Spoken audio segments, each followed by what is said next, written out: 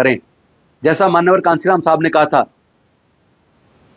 कि जिस तरह अपनी बहन बेटी की इज्जत की रक्षा की जाती है, उसी तरह अपनी वोट की रक्षा करो। लेकिन यहां तो वोट चोरी हो रही है। कितने मुश्किल से डॉक्टर बाबा साहेब अंबेडकर जी ने हमें वोट का अधिकार दिया, वरना वोट का अधिकार तो केवल इनकम टैक्स पेई को, ग्रेजुएट को और बड़े जमींदारों को मिलना था, उनको मिलता था। Vote one value. लेकिन आज आपकी वोट खतरे में है। अब आपको देखना है, आपको अपनी वोट की रक्षा बिल्कुल उसी प्रकार करनी जैसे अपनी बहन बेटी की इज्जत की रक्षा की जाती है। जय संविधान जोहार साथियों। साथियों, ये भारत देश में भारत के अमर शहीदों का अपमान आखिर कर कौन रहा है?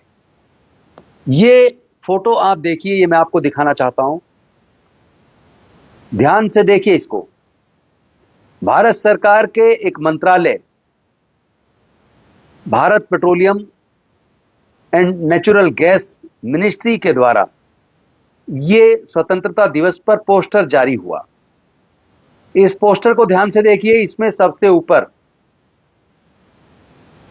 सावरकर जी का फोटो इन्होंने सबसे ऊपर लगाया, उसके बाद गांधी जी, उसके बाद सुभाष चंद्र बोस जी, और उसके बाद शहीद आजम भगत सिंह जी। तो आज सवाल यह है कि भारतीय जनता पार्टी की सरकार पूरे दुनिया के सामने केवल भारत का अपमान नहीं कर रही है, बल्कि भारत के स्वतंत्रता सेनानियों, भारत के अमर शहीदों का भी अपमान कर रही है। क्योंकि सावरकर जी बेशक स्वतंत्रता सेनानी थे, गिरफ्तार भी हुए, लेकिन वो छूटे कैसे, किन शर्तों पर छूटे? और वो पेंशन अंग्रेज सरकार से लेते थे, ये कौन नहीं जानता?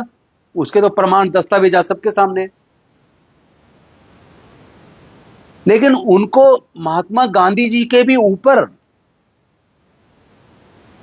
फोटो में उनके ऊपर लगाना, पहली बार किसी स्वतंत्रता दिवस के अवसर पे सरकार के किसी पोस्टर में इस तरह शहीदों का अपमान, महापुरुषों का अपमान करना, यह उम्मीद केवल भारतीय जनता पार्टी से ही की जा सकती थी। उधर महात्मा गांधी जी, सुभाष चंद्र बोस जी, शहीद आजम भगत सिंह जी का तो अपमान है ही, यह भारत का भी अपमान है। और दूसरी तरफ देखिए कि डॉक्टर बाबा साहेब अंबेडकर जिन्होंने भारत का न केवल संविधान लिखा, ना केवल महिलाओं के लिए हिंदू कोड बिल लाकर महिलाओं को आगे बढ़ने का और सम्मान का रास्ता दिया, ना केवल उनको तलाक का, संपत्ति का या पति के मरने के बाद दूसरी शादी करने का ये सारे हक दिए,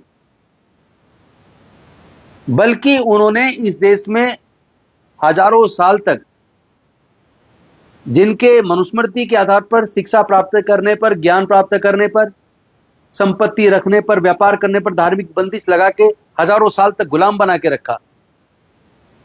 डॉक्टर बाबा साहेब अंबेडकर जी ने तो उनकी हजारों साल की गुलामी तोड़ी, इस देश की महिलाओं की भी, दलितों की भी, आदिवासियों की भी, पिछड़ों की भी। तो ये तो डॉक्टर बाबा साहेब अंबेडकर का इस्तेमाल फोटो में केवल वोट लेने के लिए करना चाहते हैं, लेकिन पोस्टर में कहीं डॉक्टर बाबा साहेब अंबेडकर का फोटो नहीं है। अनेकों बाकी महापुरुष भी हैं, लेकिन एटलीस्ट कम से कम जिनका है उनके भी सर पे, उनके भी ऊपर सावरकर जी का फोटो लगाना किस हद तक न्यायोचित लगता है, जरा आप सोचिए। यह केवल भारत का अपमान नहीं है, बल्कि पूरे दुनिया के सामने इन्होंने भारत के अमर शहीदों का भी अपमान किया है, भारत के स्वतंत्रता सेनानियों का भी अपमान किया है। और यह मैं निवेदन करता हूं पूरे देशवासियों से कि भारतीय जनता पार्टी की इस गलती को माफ करने की जरूरत नहीं है। यह वो पार्टी जो आपकी वोट की चोरी कर रही है, यह वो पार्टी है जो पूरे चुनाव को चोरी कर रही है। कहीं भी देखिए, चुनाव से पहले जब लिस्ट आती है, जो वोट, हजारों वोट कटती हैं, वो वोट मेजोरिटी में जो हमने अपनी खुद की विधानसभा में देखा, वो वोट दलितों की, मुस्लिमों की, माइनॉरिटी की, वंचित वर्ग की, उनकी वोट कटती है मैक्सिमम। इसीलिए पूरा डाटा गायब कर देते हैं। जिस चुनाव आयोग के ऊपर फ्री, फेयर एंड ट्रांसपेरेंट चुनाव कराने की जिम्मेदारी है, अब तो ऐसा लग रहा है जैसे वही चुनाव की चोरी में शामिल है। अभी आपने हरियाणा के सोनीपत की घटना देखी होगी, सरपंच के चुनाव में जो जीते थे उनको हरा दिया, खुलेआम हरा दिया, हारने वाले को जीत का सर्टिफिकेट दे दिया। वहीं पे पता लग गया कि बेईमानी हुई है। उसके बावजूद जीतने वाले कैंडिडेट को नीचे से लेकर सुप्रीम कोर्ट तक लड़ना पड़ा। अंत में माननीय सर्वोच्च न्यायालय ने अपने अधिकारियों के द्वारा ईवीएम को खुलवा के दोबारा से रिकाउंटिंग कराई और जिस कैंडिडेट जीते हुए कैंडिडेट को 300 से ज्यादा वोटों से हराया हुआ घोषित कर दिया था, अब उनको 51 वोट से वो जीते हैं। जब सर्वोच्च न्यायालय ने खुद जांच की, खुद अपने सामने गिनती करवाई। तो ऐसे चुनाव अधिकारी जिनको चुनाव कराने की जिम्मेदारी प्रजातंत्र के अंदर संविधान ने दी है, वो चुनाव आयोग या उसके द्वारा जो रिटर्निंग ऑफिसर्स हैं, क्या वो न्याय कर रहे हैं? अनेकों चुनाव क्षेत्रों से ऐसी सूचनाएं आती है कि एक व्यक्ति सांसद का चुनाव जीत गया, विधायक का चुनाव जीत गया, निगम पार्षद का चुनाव जीत गया, जिला पंचायत का चुनाव जीत गया, चेयरमैन का चुनाव जीत गया, लेकिन उसको जीत का सर्टिफिकेट नहीं दिया था। जीता हुआ डिक्लेयर कर दिया, लेकिन बाद में हारने वाले को जीत का सर्टिफिकेट दे दिया। ऐसी अनेकों घटनाएं सांसद तक के चुनाव में आई है, विधायकों के चुनाव में आई है। अब लड़ते रहो जाके। कितने लोगों में हिम्मत होती है जो नीचे से लेकर सुप्रीम कोर्ट तक केस लड़ेगा?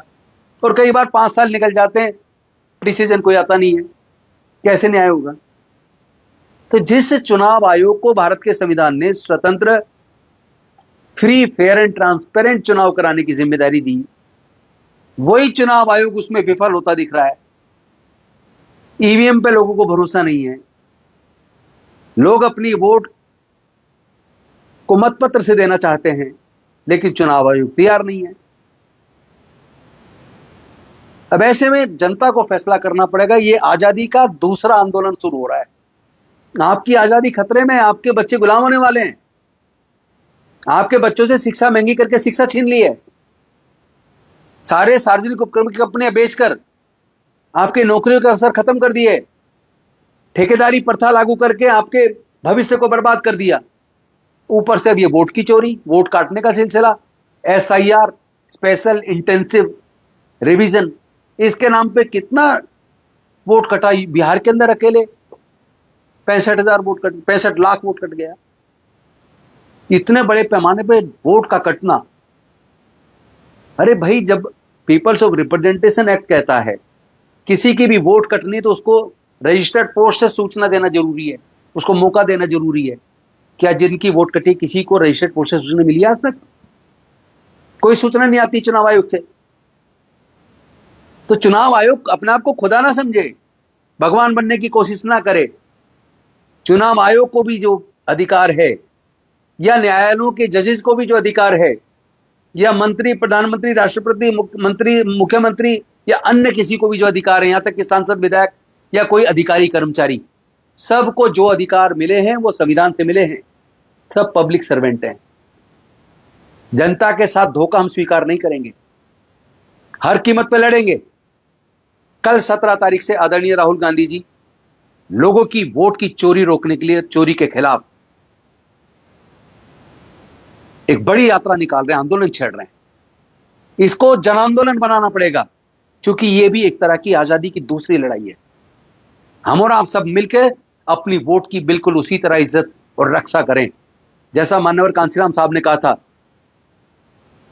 कि जिस तरह अपनी बहन बेटी की इज्जत की रक्षा की जाती है, उसी तरह अपनी वोट की रक्षा करो। लेकिन यहां तो वोट चोरी हो रही है। कितने मुश्किल से डॉक्टर बाबा साहेब अंबेडकर जी ने हमें वोट का अधिकार दिया, वरना वोट का अधिकार तो केवल इनकम टैक्स पेई को, ग्रेजुएट को और बड़े जमींदारों को मिलना था, उनको मिलता था। लेकिन बाबा साहेब अंबेडकर लड़े, सरकार से लड़े, अंग्रेजों से लड़े, और सब लोगों को, अनपढ़ हो या पढ़ा लिखा हो, अमीर हो या गरीब हो, मजदूर हो या किसान हो, सबको बराबर वोट का अधिकार दिया। One man one vote, one vote one value. लेकिन आज आपकी वोट खतरे में है। अब आपको देखना है, आपको अपनी वोट की रक्षा बिल्कुल उसी प्रकार करनी जैसे अपनी बहन बेटी की इज्जत की रक्षा की जाती है। साथियों, मेरा काम था जगाना, और अब आपने देखना है, आपको फैसला करना है। आजादी की दूसरी लड़ाई में अपनी आहुति देने के लिए तैयार रहिए, लेकिन मेरा निवेदन है, संवैधानिक तरीके से लड़ाई लड़नी है। संविधान के खिलाफ जाके, कानून के खिलाफ जाके कोई लड़ाई हम नहीं लड़ेंगे। हम इन्हें, संविधान ही हमारी ताकत है, संविधान से ही इनको हराएंगे। बहुत बहुत धन्यवाद। नमो बुद्धाय। जय भीम, जय भारत, जय संविधान, जोहार। बहुजन समाज की हर खबर पाने के लिए चैनल को सब्सक्राइब करें, लाइक करें, शेयर करें। नेशनल चौपाल को बचाने के लिए ज्वाइन बटन क्लिक करके चैनल की सदस्यता लें और चैनल को आर्थिक मदद करें।